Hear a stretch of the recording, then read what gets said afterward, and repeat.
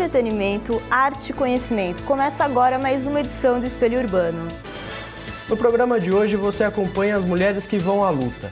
Como as artes marciais começam a invadir o universo feminino. Entenda o estresse que os estudantes enfrentam durante a jornada pela conquista de uma vaga no vestibular. O nosso personagem urbano de hoje não tem medo de um recomeço e nos mostra como foi sua vivência em um centro de ressocialização. Entre na Sala de Cultura e fique submerso no mundo de um dos mais importantes compositores brasileiros. E entenda como Vinícius de Moraes influenciou a cidade de Campinas.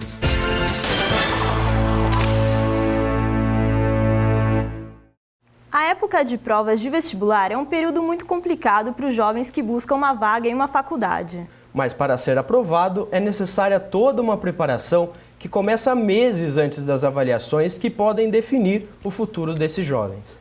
Engenharia Química na Unesp, 58 alunos por vaga. Engenharia Civil na USP, 53 candidatos disputando um lugar no curso. Medicina na Unicamp, 147 concorrentes em busca de um sonho, ingressar em uma grande universidade. Pensando nessa condição atual, os colégios buscam alternativas para preparar melhor seus alunos. Este aqui, em Americana, duplicou o turno de aula do ensino médio. As aulas agora vão das 7 da manhã até às 5h30 da tarde. O coordenador Volney Sacardo justifica a mudança.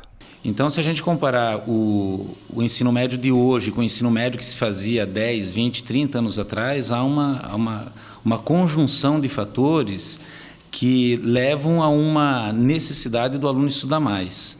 Na verdade, o aluno de educação básica, de ensino médio, ele não tem por hábito, é cultural isso no país, em estudar por conta própria. Então, a ideia é que o aluno possa estudar mais tempo na escola e com melhor qualidade, já que na sala de aula ele tem acompanhamento do professor. USP, Unicamp, Unesp, o próprio Enem, todos eles passam pela questão da escrita do aluno. Então, nesse período da tarde, os professores são orientados a cobrarem a escrita do aluno em todas as áreas. Este estudante conta como consegue acompanhar a intensa rotina de estudos. Eu procuro me dedicar nos estudos à tarde, que é os exercícios de simulado, de vestibular. Procuro dormir cedo. Nos fins de semana eu relembro a matéria que foi passada durante a semana. E presto atenção nas aulas de manhã. Na verdade, o que acontece na cabeça de um aluno de escola particular, que de um lado convive com a pressão dos professores e a concorrência com os demais alunos, e por outro, tem que organizar a vida social e também administrar a cobrança dos pais, responsáveis por todo o investimento e que querem ver todo esse esforço recompensado. O psicólogo Arlindo Gonçalves analisa a situação. São gerações que são mais... têm uma exigência maior no que diz respeito à construção cada vez mais precoce, né, dos seus projetos existenciais, dos seus projetos econômicos. E essa geração é uma geração que a gente chama vítima da sociedade da competência. Se a gente pensar a ideia de competência, a raiz da competência, ela está exatamente na competição. E nós continuamos com esse assunto agora com um professor que desenvolveu um novo método de estudos. É isso mesmo, Murilo? É isso mesmo, Everton. Estamos aqui hoje com o professor Vinícius. Ele faz parte de um projeto que desenvolve todos os tipos de software ou aplicativos educacionais para os alunos. Professor, gostaria de saber primeiro qual é a grande diferença desse tipo de material para o material que a gente já conhece. Boa noite, Murilo. Boa noite, pessoal do Espelho Urbano. A grande diferença é a interatividade, Nós vivemos num mundo hoje onde os aparelhos interativos, os tablets, os smartphones, estão muito presentes na vida de qualquer um e a todo momento, E tem sido, de um tempo para cá, uma briga para os professores na sala de aula ensinarem algum conteúdo, enquanto os alunos estão ali envolvidos, com um joguinho, com redes sociais, e nós estamos tentando juntar a educação, a função educacional com a ferramenta tecnológica que são os tablets e os smartphones, trazendo principalmente interatividade para os conteúdos. A grande diferença é que um conteúdo que antes era estático, que estava impresso num papel, agora pode tornar-se interativo para o aluno e mais interessante e efetivo para o estudo. E o senhor acredita realmente que essa interatividade colabora para que o aluno tenha mais facilidade, interesse pela própria matéria, pela disciplina? Eu acho que não é um método milagroso, mais uma vez. A figura do professor ela continua sendo essencial na sala de aula, o interesse do aluno e a vontade de estudar continuam sendo essenciais, mas essa tecnologia toda, ela traz uma novidade, né, que a educação tem clamado já há algum tempo, né? Nós temos um modelo educacional hoje nas escolas muito atrasado, pautado aí em modelos de 50 anos atrás, e o mundo andou. A forma de dar aula não evoluiu, mas o mundo evoluiu, né? Então nós estamos tentando trazer essa evolução para a sala de aula. E acreditamos sim que com interatividade, que com tecnologia, os alunos podem tornar-se mais interessados em aprender qualquer conteúdo. Muito obrigado, então, professor. Amanda, é com você aí do estúdio. Muito legal a iniciativa. Obrigada, Murilo. Os octógonos agora também são delas. De unhas feitas, as mulheres estão ganhando um espaço que até então era do mundo masculino. E olha, estão mandando bem, viu? Dá só uma olhada na reportagem.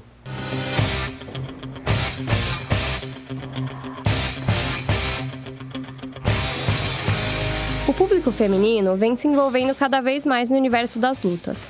Entre os estilos de artes marciais mais procurados por elas está o Muay Thai. Aqui estamos fazendo quase um ano. Desde quando nós começamos o trabalho na academia, já tivemos uma grande quantidade de procura por mulheres. Só que nos últimos 6 meses eu acredito que teve um aumento maior. A modalidade é conhecida como a luta das 8 armas. Por que das 8 armas? Porque utilizamos as mãos, os cotovelos, os joelhos e os pés. A arte marcial tailandesa traz muitos benefícios não só para o corpo, mas também para a mente. A questão de condicionamento melhora muito a condição cardiorrespiratória, parte de maior definição muscular, trabalha regiões diferentes que a gente trabalha, por exemplo, com musculação, com algumas outras atividades. Bastante coordenação, coordenar os movimentos de braço e perna, concentração, questão de respeito, que eles pesam muito com isso também. Então tem bastante coisa bacana aí. Você sabe quantas calorias você consegue perder em uma aula? Não, quantas? Em 1 hora de Muay Thai é possível queimar 800 calorias, enquanto jogar futebol gasta 600 e ginástica aeróbica 400. E até pelo gasto calórico, a busca pelo corpo bonito, isso auxilia muito. A prática do Muay Thai mexe com o corpo todo, então acaba tendo uma procura muito alta para mulheres. No início da prática, é comum encontrar algumas dificuldades. Eu ia pegar o pé e eu pulava de um lado para o outro, que eu não tinha equilíbrio, sabe? Eu não conseguia nada, hoje eu faço qualquer movimento. Apesar de antigamente as pessoas acharem que luta é coisa de homem, hoje as mulheres são bem aceitas no esporte. As pessoas acham super bacana e até é uma questão um pouco até de respeito, a gente percebe. Os meninos aqui na aula respeitam muito, às vezes acontece de juntar homem com mulher, então eles respeitam pra caramba, assim. E mesmo fora, as pessoas acham legal, preconceito nenhum. A estreia das mulheres no UFC aconteceu em fevereiro deste ano. Eram previstas cerca de 300 mil compras do pay-per-view, mas o número superou as expectativas, chamando a atenção das mulheres. Muitas delas pensam já em competição. Tá? O professor tem que identificar qual é o ideal, o que ela busca. Para praticar esse esporte, você gasta em média R$ 500. Os materiais necessários são luvas, R$ 200, ataduras, 30, caneleiras, 150, shorts com aberturas laterais, 50 e camiseta, R$ 40. Veja no próximo bloco. A diminuição da maioridade penal é o tema do X da questão. Nossos convidados discutem se é possível deixar que menores de idade sejam responsabilizados pelos crimes que cometem. Até já!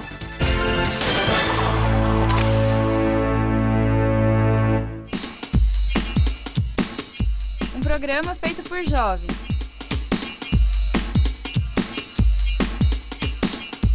Que trata de temas atuais. O combate à segregação racial. Arte de rua. O temido vestibular. E recebe convidados conceituados.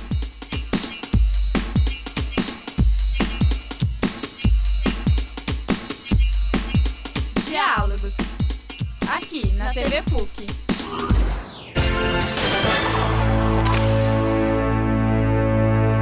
Espelho Urbano está de volta. A diminuição da maioridade penal vem sendo amplamente discutida nos últimos meses por conta de alguns casos de crimes cometidos por menores de idade. Será que pessoas com menos de 18 anos podem ser responsabilizadas criminalmente pelos seus atos? Essa é uma discussão bem polêmica, Everton. Então vamos abrir o espaço aqui no Espelho Urbano também. Quem media esse debate é a Vanessa Ribeiro.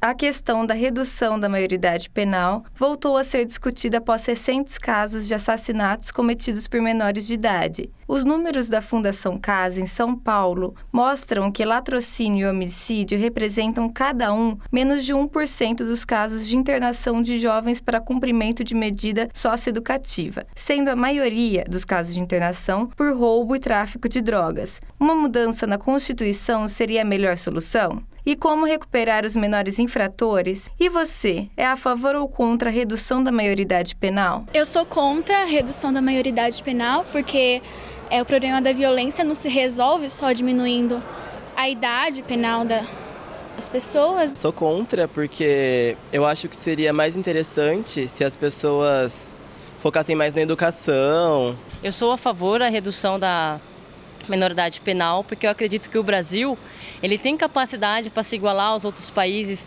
teoricamente desenvolvidos, em que a menoridade penal é na faixa dos 16 anos, mais ou menos. Estamos aqui com a professora Silvia Cristina Franco do Amaral. Ela é professora da Faculdade de Educação Física da Unicamp e também líder do Grupo de Estudos de Políticas Públicas e Lazer. Seja bem-vinda, professora. Obrigada, Vanessa. Bom, nós temos acompanhado pela mídia a questão da redução da maioridade penal. O assunto mais pautado ultimamente tem sido a questão do estudante que foi morto por um adolescente. Bom, na sua opinião, a redução da maioridade, ela vai resolver o problema? Esse debate sobre a redução da maioridade penal, ele não é um debate recente, ele é um debate que ele se reacende em momentos, vamos dizer, críticos da questão do controle da violência no Brasil, né? Eu penso que quando a gente vive, né, um momento nevrálgico como esse, do não controle da violência, tem que se atribuir alguma coisa fora desse não controle da violência, até para desviar a atenção, né? E aí o caso desse menino que foi assassinado por um adolescente, ele não é a regra, né? Ele é a exceção. Eu penso que não resolve, né? Você vai baixar para 16 anos, vai se cooptar crianças menores de 16 anos. Uma das estratégias dos bandidos é agirem em grupos, né? Onde sempre tem um elemento que é menor de idade, né? E aí ele é atribuído o crime, se houver um crime hediondo, né? Como é o caso da morte do menino em São Paulo, como é o caso da moça da dentista que foi incendiada porque tinha só R$30 no banco, etc. e tal. Então, se você perceber, nesses casos hediondos, quem assume a responsabilidade pelo ato mais hediondo sempre é o menor. A pergunta fica, foi o menor? Bom, podemos acompanhar também o VT com o advogado criminalista em que ele dá os argumentos sobre a redução da maioridade penal. A alteração da maioridade penal, seja para 17, 16 anos, traz um impacto direto na formação do adolescente e isso significará com certeza o aprisionamento, né, a punição de menores, no caso não seriam mais menores, mas de adolescentes até 16 anos, levados à prisão em função da prática de crimes. Porque hoje o menor de 18 anos não pratica crime, pratica ato infracional e está sujeito à legislação do Estatuto da Criança e do Adolescente. Portanto, algumas medidas socioeducativas diferentes da pena privativa de liberdade, a pena de prisão. Então, a redução da maioridade penal significa levar à prisão, né, adolescentes até 16 anos. Isso tem um impacto direto na formação do adolescente e no número, na elevação do número de pessoas encarceradas. Isso é um grande problema. Um jornalista do Globo, Hélio Gaspari, ele publicou uma matéria recentemente sobre como os Estados Unidos lidam com a criminalidade do jovem. Nesse caso, eles dão chance, segundo esse jornal, para que o jovem ele tenha a oportunidade de não cometer outros crimes. E aí ele sugere que o Brasil também poderia aderir a essa forma de resolver esse problema da criminalidade. O que você acha sobre isso? Eu acho uma piada do Hélio Gaspari, porque, quer dizer, um jornalista que já foi adido nos Estados Unidos, ele tem um contato muito grande com os Estados Unidos, né? Não colocar na mídia que, na verdade, após a publicação dessa, chama Lei das Três Chances, né, que está em 26 estados, porque os Estados Unidos eles têm autonomia judiciária. Então, cada estado tem autonomia. O importante é comparar sociedades incomparáveis, né?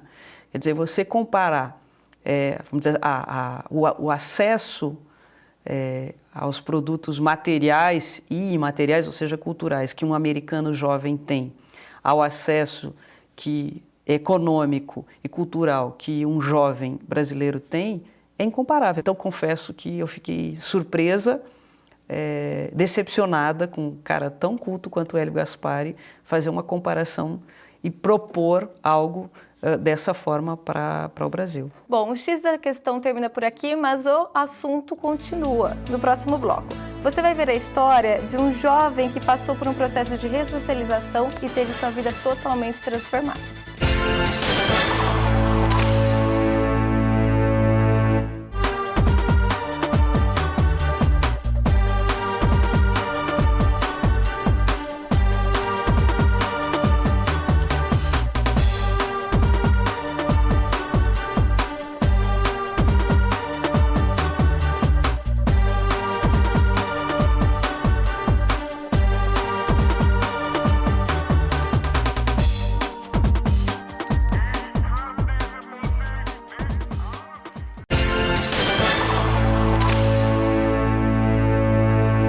De carona na diminuição da maioridade penal, esse bloco do Espelho Urbano reflete agora os acontecimentos da vida de um jovem que passou por um centro de ressocialização.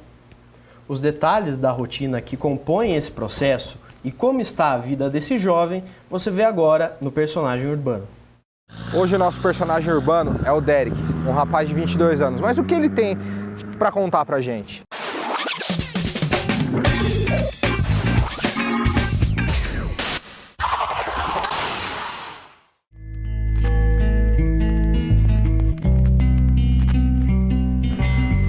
No dia 9 de outubro de 2008, eu vim para o Itajaí para poder visitar meu sobrinho. Naquele dia eu não tinha aula e cheguei e fiquei, eram umas 15 horas mais ou menos quando eu cheguei. Meu irmão não estava presente, meu irmão tinha saído. Eu fui esperar o meu irmão num lugar não muito bom de se frequentar. Eu subi trocar a nota num bar. O bar era um ponto de venda de drogas. Eu sabia, mas como era o bar mais próximo, não fui em outro, fui direto lá. E assim que eu cheguei, 2 viaturas chegaram juntos, abordaram todos que estavam no bar. Eu pedi RG, procedimento padrão deles. Quando eles revistaram todos, um deles pediu para eu aguardar, liberaram todos, eu e mais um rapaz ficamos. Ele mais uma vez revistou a gente, falou que tinha visto eu jogar 2 cápsulas de cocaína, o que não era verdade, eu não tinha nada comigo. Falou para mim, você não tem nada a perder. E eu não tenho nada a perder, perdão, ele disse que não tinha nada a perder. Pediram para eu levantar, me algemar, levaram para o 9º DP e ali começou um momento mais difícil que eu posso dizer da minha vida.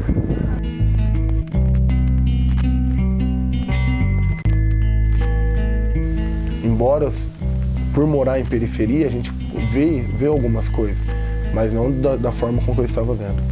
Se eu não desse a volta por cima, se eu me entregasse, talvez eu nem estaria aqui, porque muitas vezes passou pela minha cabeça me matar lá dentro. Isso logo no começo, claro, passou. Só que eu sempre tive o apoio da minha família, comecei a acreditar mais em Deus, a confiar mais. E graças a Deus as coisas foi acontecendo. Com uns 2 meses mais ou menos, eu já estava bem mais tranquilo, sabia que eu ia passar por aquilo ali.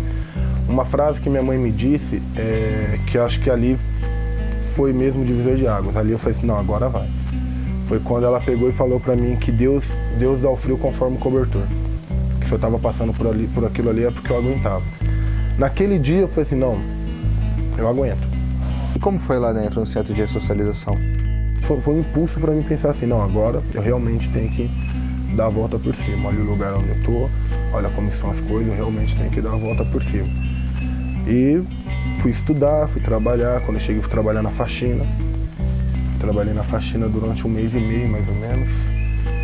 Isso. Aí fui para julgamento, no dia do julgamento, tudo. Quando eu fiquei sabendo, no dia que eu recebi a minha sentença, eu comecei a trabalhar na área administrativa. As pessoas não são más, mano. Elas só estão perdidas.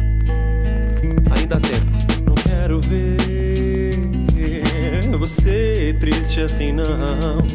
Que a minha música possa te levar, amor.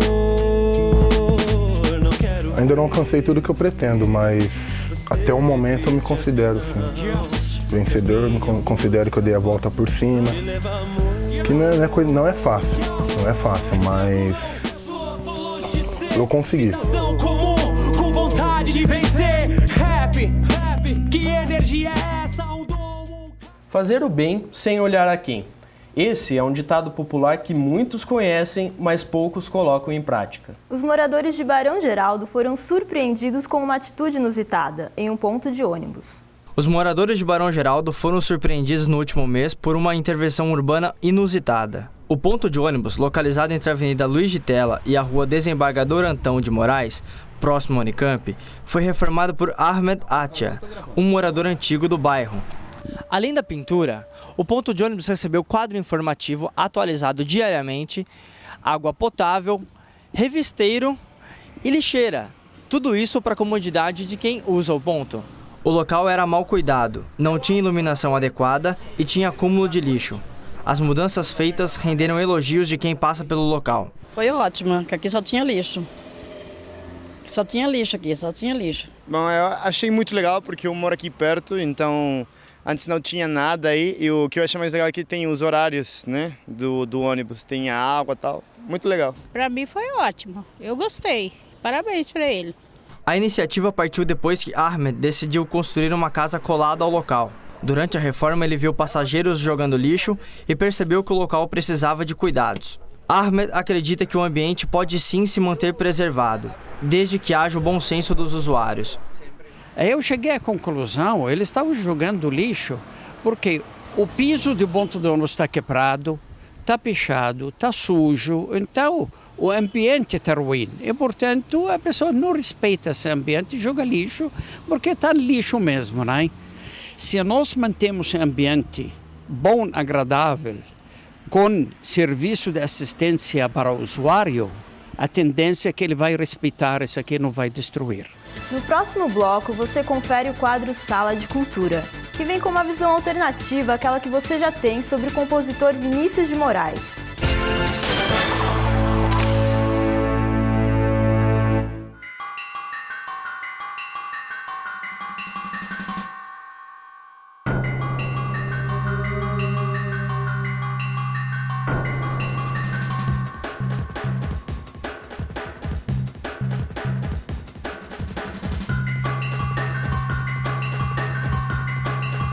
Esporte contra o preconceito. Esporte contra a violência.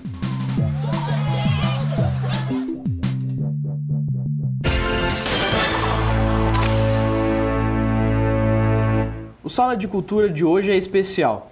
Dedicamos esse espaço para contar a história do poeta, jornalista e compositor brasileiro Vinícius de Moraes. O Poetinha, como era conhecido, completaria centenário esse ano. Nós vamos conferir como ele ainda influencia a vida das pessoas. Acompanhe agora com a repórter Paula Selim.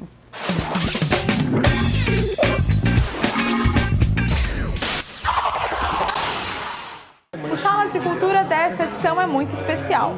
Neste ano é comemorado o centenário de uma das figuras mais importantes da história da música popular brasileira.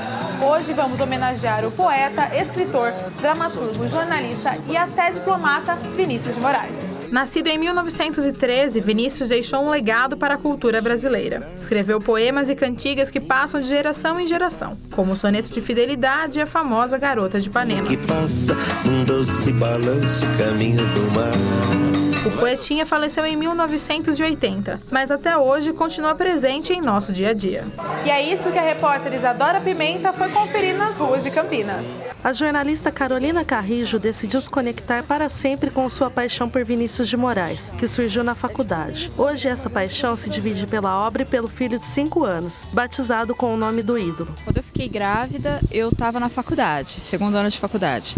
Quando eu entrei na faculdade foi quando eu tive acesso a muita coisa que antes eu não conhecia, não ia atrás. Foi nessa época que eu conheci de verdade a obra do Vinícius de Moraes. Como eu estava vivenciando essa fase, para mim não veio nem outro nome na cabeça a não ser Vinícius mesmo. Tudo que ele escreve, eu concordo. Em um simples passeio pela Feira Hippie de Campinas, Carolina pode ensinar muito sobre o poetinha ao seu filho. É porque Vinícius está presente em todos os campos. Basta um olhar mais atento para encontrar seus vestígios das mais diversas formas. O casal Luiz e Melato produz fotopoemas. Ele faz as imagens. Ela escolhe suas frases preferidas ou escreve seus próprios textos. A influência de Vinícius na vida do casal é quase natural. O Vinícius, ele é muito inspirador, né? Que ele é muito sensível, romântico.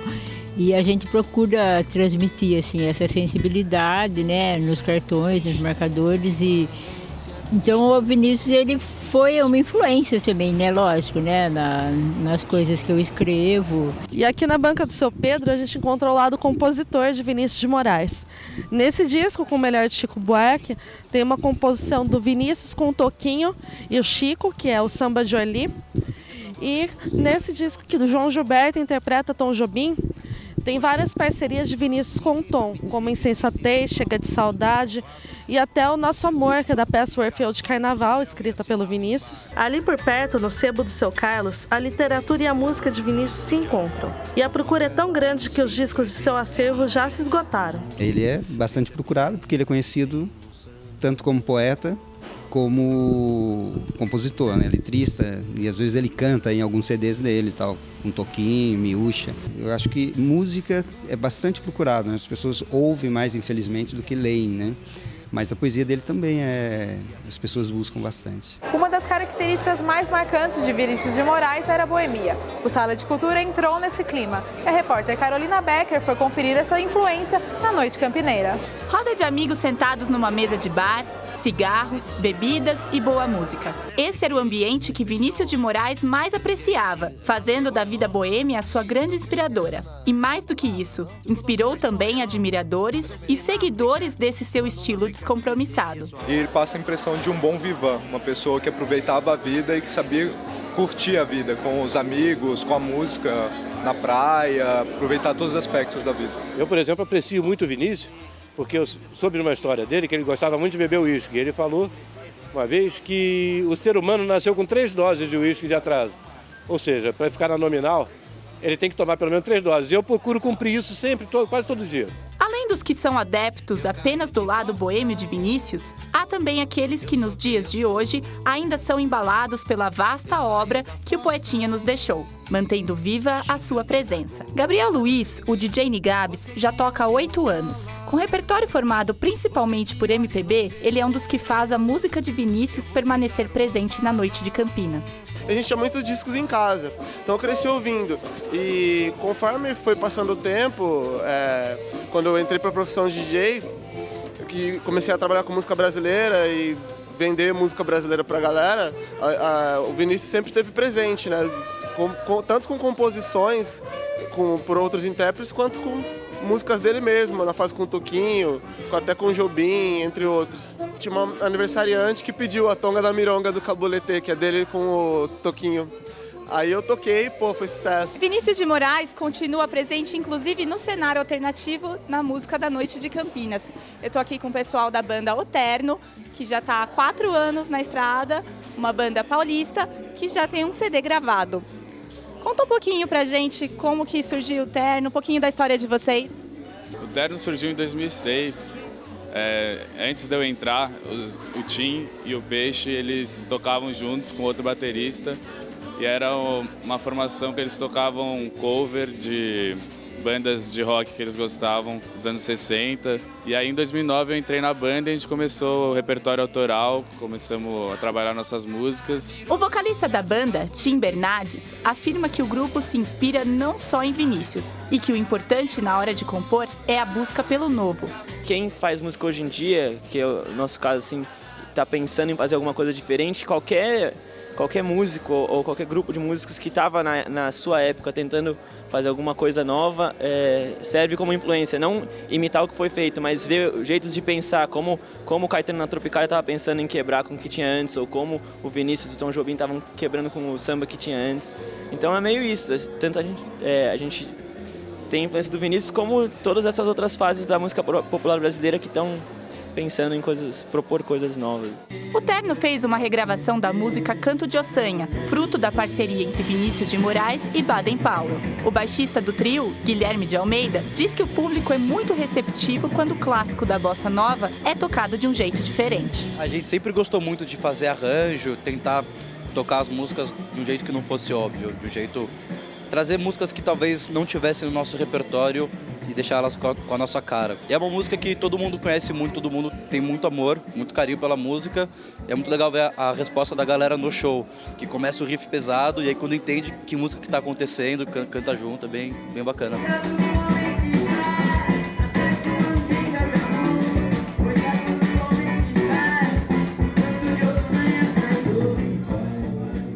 Sala de Cultura dessa edição fica por aqui. Até a próxima. Tchau. E assim, a gente encerra o Espelho Urbano. Até a próxima.